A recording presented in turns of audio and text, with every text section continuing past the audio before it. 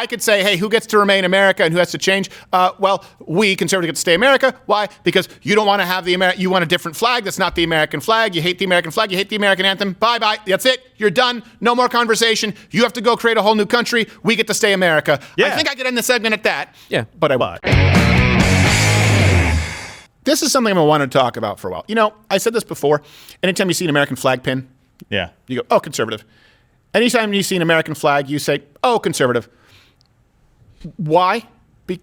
Well, do I need to explain why? Look, why did people say that Judge Schroeder over there in Kenosha was clearly a Trumpist when he was appointed by a Democrat, to be clear, because God bless the USA was his ringtone? The left tipped their hand and said, God bless the USA. Obviously a leftist, obviously a liberal, a progressive wouldn't have that on their phone. Probably not. You probably have the Russian national anthem. So good song. I want to talk about this. There have a lot of people on the left and on the right talking about the country splitting up. Yeah. Yes. Now, and I'll get into the polls as to why it seems like it's increasingly a possibility. And I think that would be better than an actual civil war, because those get violent, and we would obviously want to avoid violence. Well, of course. Possible. Yes. Just break up. Right. Just break up. It's not you, it's me. Well, it's you. Do it for the kids. It's mostly you. Yeah. So I'm going to make a case here as fire to my business.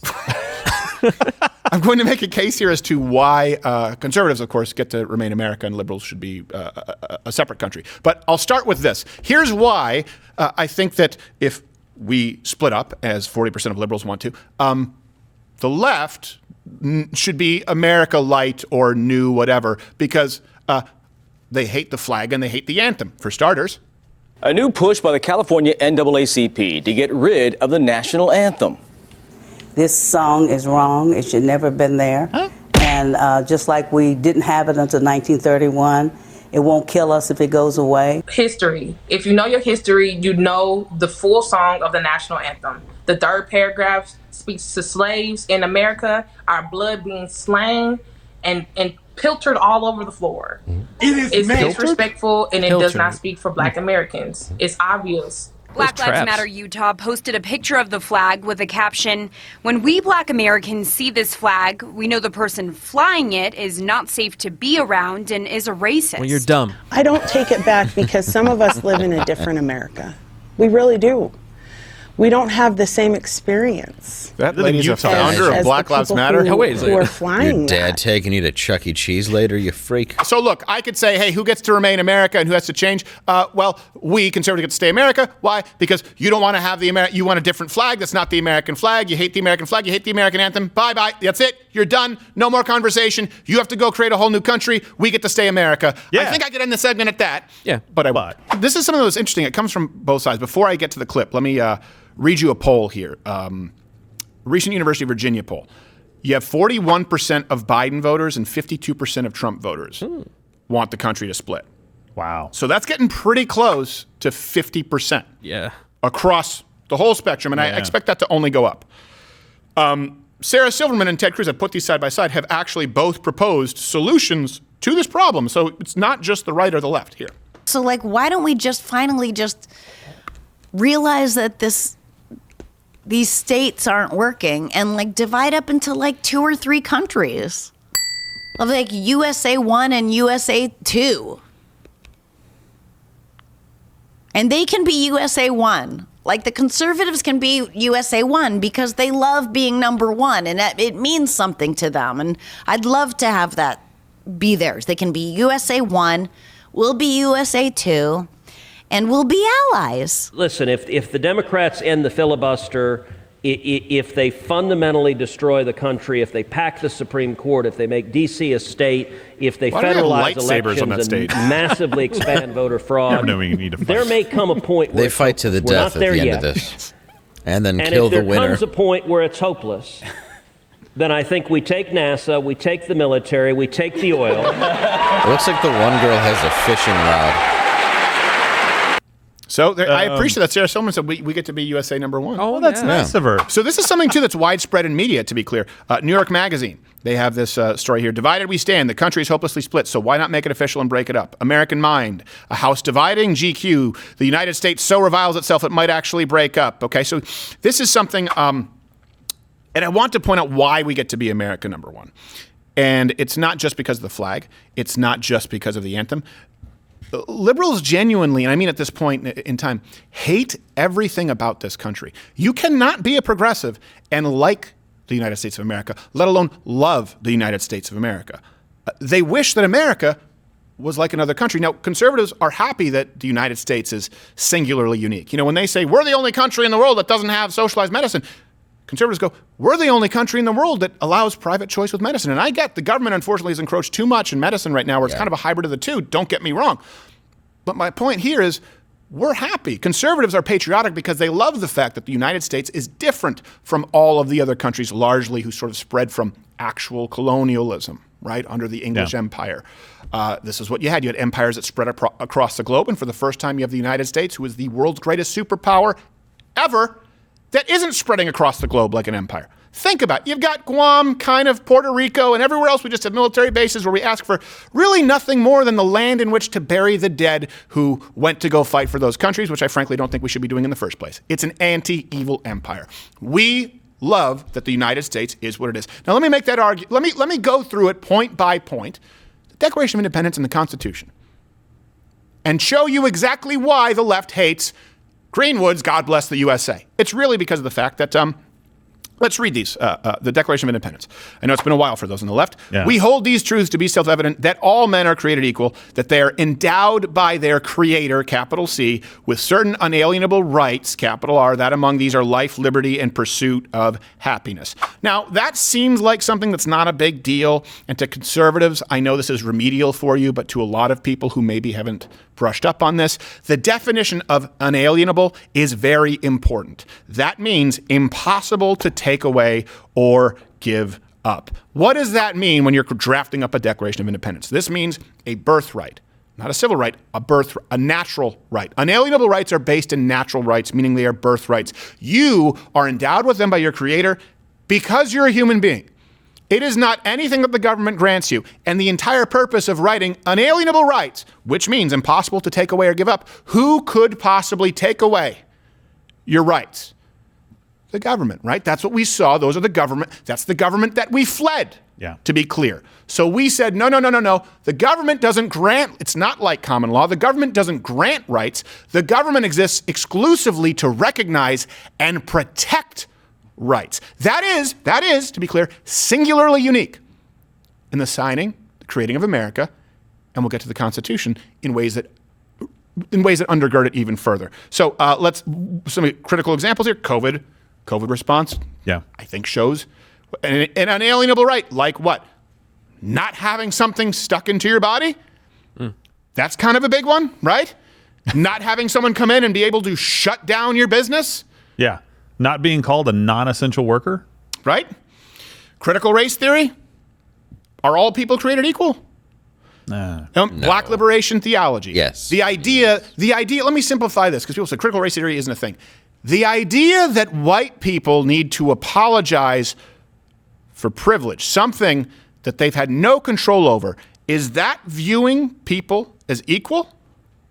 What about special affirmative action, where you have quotas for people to get into schools or into professional fields where they are less qualified based exclusively on their race? You say it's because you're trying to enforce equity. However, if you try to enforce equity, you cannot treat all people as being created equal. You have to pick one. When the left says freedom, right? They say, we're the party. You guys want to tell me what to do. What they really mean is they think that conservatives want to tell them who they can screw or that they're not allowed to kill babies. Those are the only areas that you can find where liberals are actually on the side of freedom. What they really see as freedom from the left is, I guess, abortion on demand, sexual liberation, free college, free health care, free EBT cards, welfare states. These are not unalienable rights. You are not born with a right to free college. You are born with the right to defend your life, as we saw with Kyle Rittenhouse. See the difference? Are you starting to get the picture? Let's contrast this with the founder's vision, John Adams. He said, our Constitution was made only for moral and religious people. It is wholly inadequate for the government of any other. Let's be really clear about this. When people say the separation of church and state, first off, grab a Constitution, find it. That quote is not a real thing. What you're talking about is the infringement on the practicing of religion. State and church. Right, state and church. What you're talking about is keeping the government out of the church running business like the Church of England. You can read all kinds of letters from Thomas Jefferson to the Danbury Baptists. There were letters saying, no, we're not going to enforce a denomination or religion on anyone. But I believe in their first, I don't know if it was their first meeting in the chamber of the House. Yeah, George Washington walks across and leads them in prayer. I think actually, if I'm not mistaken, Franklin did as well one time, even though he was most seen as a deist. So that you can find plenty of it. And by the way, deist of the Founding Fathers, you would consider them a Christian fundamentalist these days. Yeah. These weren't deists who were practicing tantric yogi. People will say that I'm straw manning them here. No. Well, no, I'm not. I'm saying they were upset about a patriotic song. I'm saying that they refer to American conservative patriots as white supremacists. But let me let you listen to them for themselves what they say. You don't have to take my word for it. Just take a look. It's in this clip. UN Ambassador Linda Thomas Greenwood. I've seen for myself how the original sin of slavery weaved white supremacy into our founding documents and principles. Oh yeah, all men are created equal, and in record time making sure that slavery was abolished, and it's weaved like George in there, Washington Stephen. and Jefferson freeing their slaves upon their death. Look, slavery was going on across the globe, and it's a horrible evil. Let's be clear about it. But we were the ones who tried to enshrine it into law that it would never be tolerated long term, and fought one of the bloodiest battles in domestic history. I mean, domestically for any country, really, to end it. Some credit. The largest. Was it as bad as having to hear about it every 5 minutes? Yeah, geez. Come on. Here you have former Vice President Joe Biden disregarding the Constitution while we're talking about this. The Constitution specifically on the CDC's, and this isn't just, I'm not saying this is unconstitutional. Right. Former Vice President Joe Biden with the eviction moratorium is saying it's unconstitutional. I'm going to do it anyway. We'll pass constitutional measure with this administration. I can't tell you.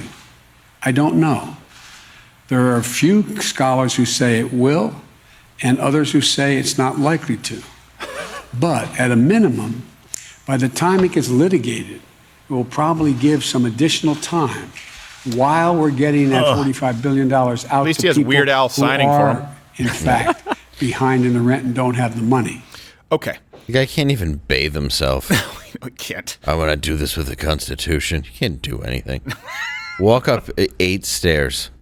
Go. Yeah, then do your push-ups now, Joe. Prove it. That's a tall order. Tall stairs. Let me go through the Bill of Rights here, where we can be really clear. What does the left like about the United States? That's a genuine question. Comment below. What do you think the left likes about the United States? We've talked about abortion. We've talked about gay people screwing. Great. What else? Let's go through the Bill of Rights, and I'll tell you, they despise every last one of them, and I have receipts. First Amendment, freedom of speech, of course, assembly, press, religion. Yeah. Big one there is speech. 51% of Democrats favor criminalizing, quote-unquote, hate speech. We just saw that umbrella used by Jack Dorsey. Yeah. To get rid of the president. Of course, you remember the Masterpiece Cake Shop Supreme Court case. We're talking about a business having the right to practice their business as they see fit. And again, this is designed to be modeled after other European nations, and they constantly point. This is something else, too.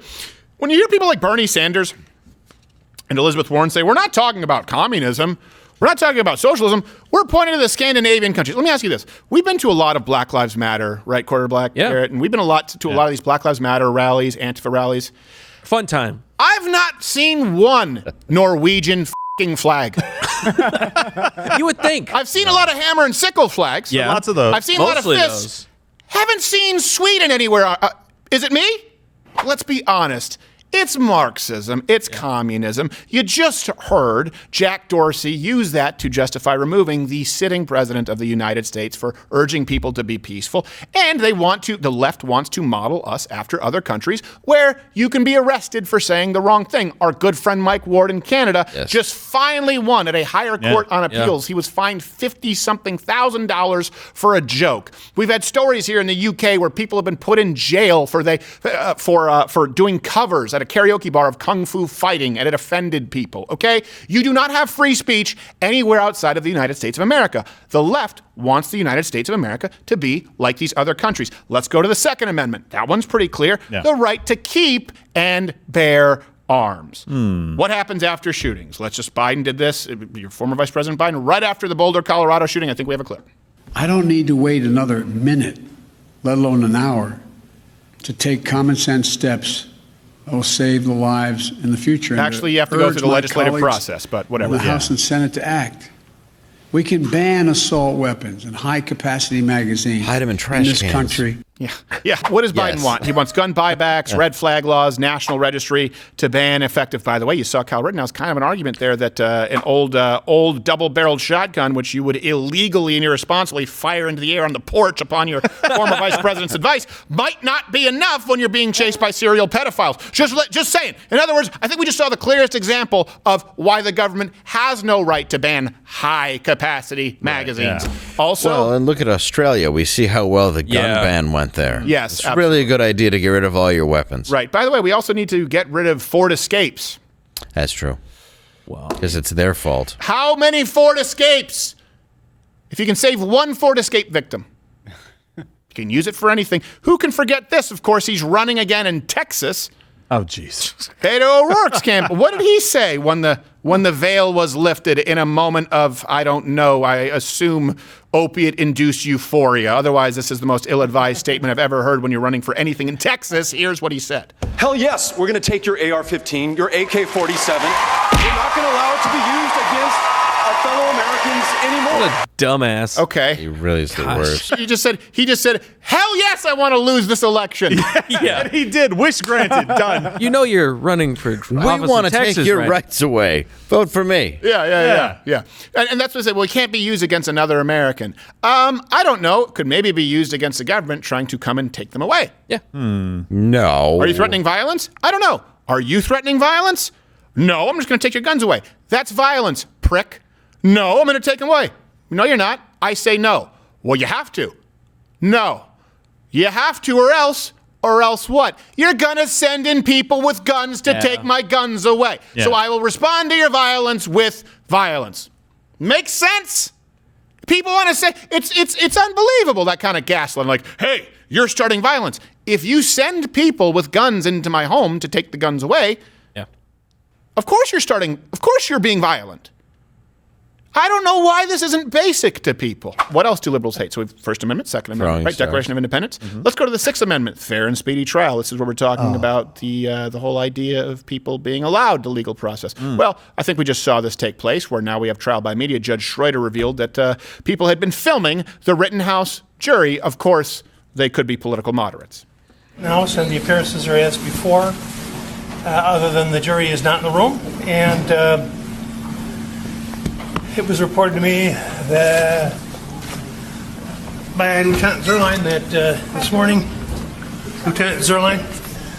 this morning at the pickup there was someone there and was video recording the jury, which the officers approached the person and required him, her, I didn't even ask, to delete the video and return the phone to him. I've instructed that if it happens again, they're to take the phone and bring it here. By the way, because we were planning this segment before the Rittenhouse trial went, after that clip, NBC had the jury bus followed. Yep. By the way, bastion of conservatism over there at NBC. People who can't. You're villainizing people that are there to do a public service. Right. That's what drives me absolutely nuts about it. Yeah. You have to have a jury there. These people are there. Don't dox them and get them hurt for showing up and doing their what they're appointed to do. Civic duty. Remember the George Floyd trial? Like it was like, oh, if they don't come back with the right verdict, we're going to burn this mother down. Oh, well, there you go. That's not bringing that up because we have that clip of that soulless succubus, Maxine Waters. We're looking for a guilty verdict. We're looking for a guilty verdict. Well, we got to stay on the street, and we've got to get more active. We've got to get more confrontational. We've got to make sure every time she opens her mouth, they know that we mean business. There's not enough adrenochrome in the world to turn back that biological clock. Oh, no. Wow. Joe Biden, let's go. Let me show you what he said about the Chauvin case before the verdict was even reached. I'm praying the verdict is the right verdict, which is, I think it's overwhelming in my view. overwhelming. It's overwhelming. Everything's overwhelming. Let me go really quickly here. Let me just go through the rest of this. Again, my question to you is, you can comment below. What is it, if we separate, what is it that liberals would keep that is American? They hate the anthem. They hate the flag. We've now gone through First Amendment, free speech, no. Second Amendment, of course not. I don't even need to explain it to you, but you're welcome, I did. And now we went through the Sixth Amendment. Now let's get to the 10th Amendment for people who aren't necessarily familiar with this. Federalism, states' rights. This is basically about punting things that aren't outlined expressly beforehand or in these documents to the states. Everyone here understands that. Apparently people on the left don't. Even, I guess they don't teach it in Harvard Law. So, H.R. 1 would be a federal takeover of the elections, just to be clear. Yep.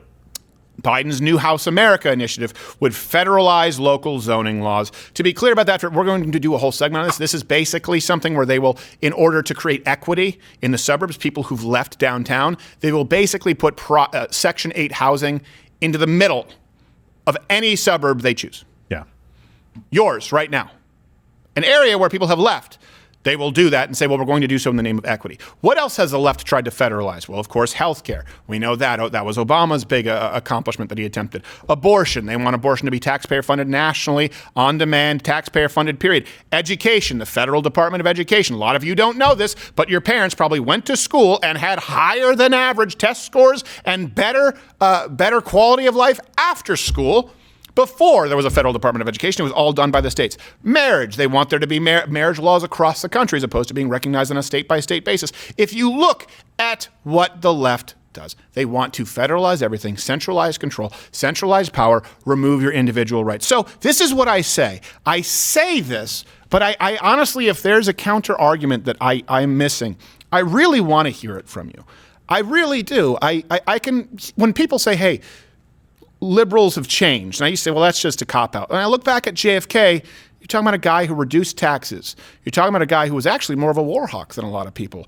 When you look at JFK and you look at a lot of the things that he did, he absolutely would be considered a radical Republican today. We've gone over time, so let me just leave you with, I am curious to hear anyone's argument as to, well, actually, the traditional left, libertarians, well, you can't even say libertarians. Look, the right is Trump, MAGA, traditional conservatives, evangelicals, working class, proud immigrants who've taken their naturalization oath, libertarians. The left is woke and James Carville. That's really all you have on the left at this point. So if someone has an argument as to why it is that they have any stake or any claim to the United States of America, I will tell you this. If we separate, and it looks like we're going to go that way, the reason that conservatives deserve to remain the United States of America is because what we seek to conserve is the United States of America. That's what makes us conservative here in the United States. The left doesn't believe that all people are created equal. They don't believe in equality. They believe in equity. They don't believe in the First Amendment and the right to speak freely. They don't believe in the right to assemble freely. It depends on your political motivation.